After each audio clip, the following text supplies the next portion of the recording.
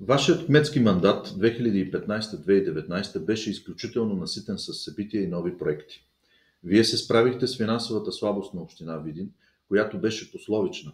Реализирахте най-мащабната инвестиционна програма за град Видин за последните 30 години, в резултат на която бяха ремонтирани училищата Цар Симеон Велики, ПМГ Екзарх Антим I, Централната градска част етапи 1, 2 и 3, театъра, проекта за пречиствателна станция за отпадни води, подготвихте и стартирахте проекта за Видинската синагога, създадохте и стартирахте филиал на Русенския университет Ангел Кънчев в Видин и други. Защо този темп на промяна и развитие на града и общината не продължи?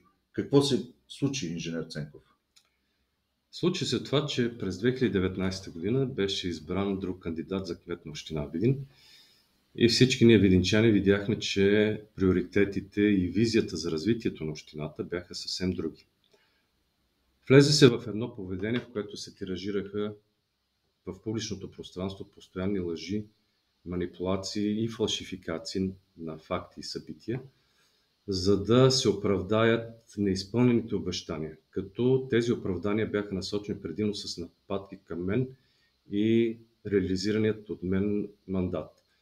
Споменатите от вас проекти всички бяха по някакъв начин компрометирани.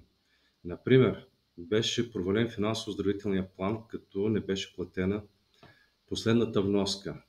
Централната пешеходна зона се влезе в конфликти с изпълнителя на проекта.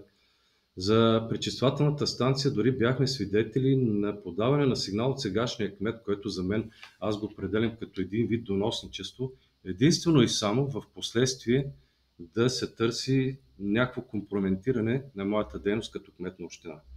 Не само, че не се надградиха нещата с такова поведение, а напротив, всичко това доведе до вреди и щети за всички нас видинчани.